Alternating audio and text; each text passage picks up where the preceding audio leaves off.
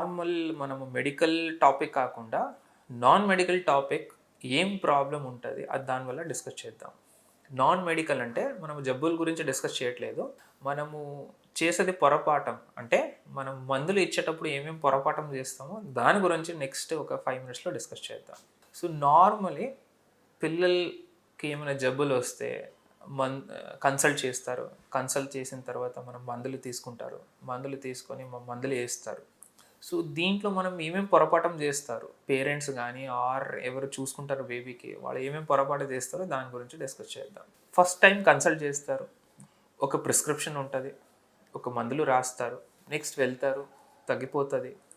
Next ఒక నెల తర్వాత మళ్ళీ ఫీవర్ కానీ సేమ్ సిమ్టమ్స్ వస్తాయి. ఫస్ట్ టైం సపోజ్ బేబీకి బ్యాక్టీరియల్ ఇన్ఫెక్షన్ ఉంది, దానికి యాంటీబయాటిక్ రాస్తారు. సో దీంట్లో నెక్స్ట్ టైం కూడా ఫీవర్ వస్తే పేరెంట్స్ ఏం చేస్తారు, అరే ఆల్రెడీ ఆ ప్రిస్క్రిప్షన్ ఉంది మనది, అదే యూస్ చేస్తే తగ్గిపోతుంది. సో ఇది most of the parents mistakes చేసేది, పొరపాటు చేసేది ఇదే. లాస్ట్ టైం ఏం ప్రిస్క్రిప్షన్ ఇచ్చాను అదే prescription I repeat, last time prescription antibiotic, next time కూడా యాంటీబయాటిక్ ఇచ్చే పొరపాటు చేస్తారు. ఏ ఇన్ఫెక్షన్ వల్ల యాంటీబయాటిక్ ప్రీవియస్ రాశారు అది నార్మల్లీ తెలియదు. సపోజ్ తెలుసు అంటే నెక్స్ట్ టైం కూడా అదే ఇన్ఫెక్షన్ వచ్చిందని ఆలోచించి ఊహించి అదే మందులు ఇస్తారు. సో ఇది చేసే పొరపాటు. సపోజ్ ఫీవర్ మందులు ఉంది ఆర్ దగ్గు జలుబు మందులు ఉంది, సింపుల్ మెడిసిన్ యూజ్ చేయవచ్చు, దానికి అభ్యంతరం ఏమీ లేదు. ఫీవర్ మందులు ఉంది, ఫీవర్ మందులు వాడండి.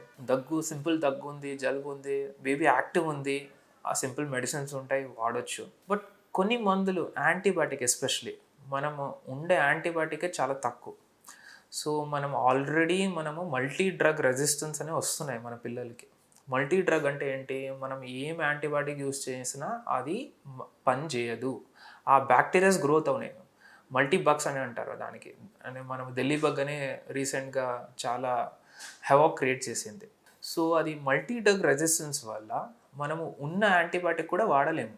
సో దానికోసం మనం ప్రీవియస్ సపోజ్ యాంటీబయాటిక్ ప్రిస్క్రిప్షన్లో ఉంటే నెక్స్ట్ టైం వితౌట్ కన్సల్టేషన్, అంటే కన్సల్టేషన్ చేయకుండా యాంటీబయాటిక్ అయితే యూజ్ చేయవద్దండి. సో ఇది చేసే పొరపాటు, ఇది ప్లీజ్ అవాయిడ్ ఇట్.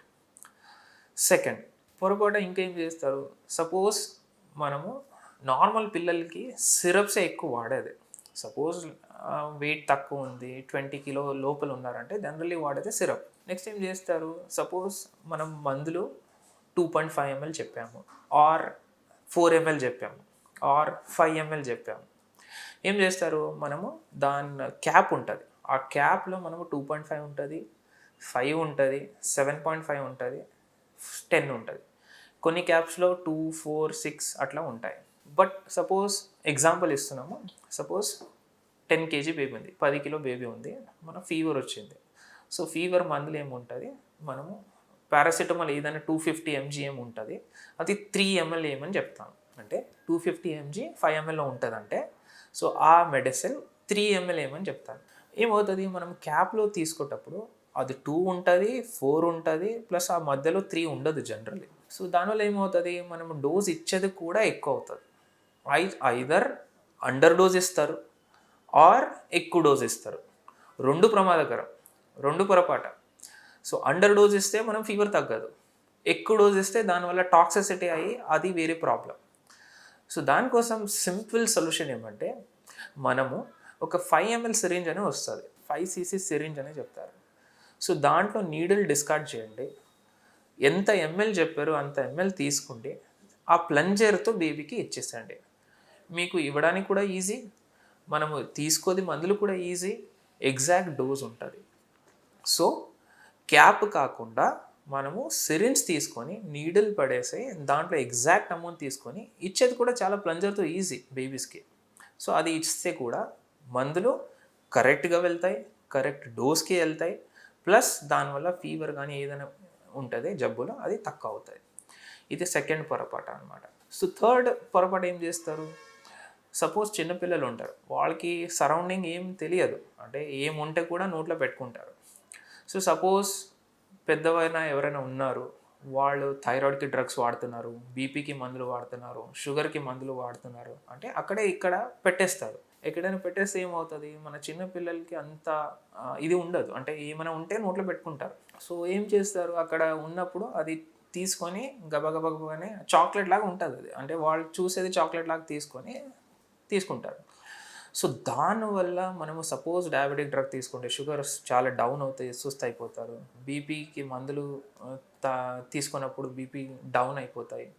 థైరాయిడ్ మందులు ఇచ్చినప్పుడు థైరాయిడ్ టాక్సిసిటీ అయిపోతాయి. సపోజ్ ఈ డ్రగ్స్ కాకుండా సపోజ్ ఏం చేస్తారు, మనము స్పిరిట్ కానీ యాసిడ్స్ కానీ ఇక్కడ పెట్టేస్తారు. సో దయచేసి మన పిల్లలు ఉన్నప్పుడు ఏదైనా మందులు, పెద్దవాళ్ళ మందులు కానీ ఆర్ యాసిడ్స్ కానీ, యాసిడ్ మనము చూడడానికి వాటర్ లాగానే ఉంటుంది. సో అది ఆర్ మనము డొమెస్టిక్ ఏమైనా యూస్ చేస్తున్నాము అంటే కాక్రోచ్ కానీ దానికి మందులు ఏం యూస్ చేస్తున్నాము, అది దయచేసి కొంచెం దూరం పెట్టండి, అంటే రీచ్ అవ్వకుండా పైన పెట్టండి.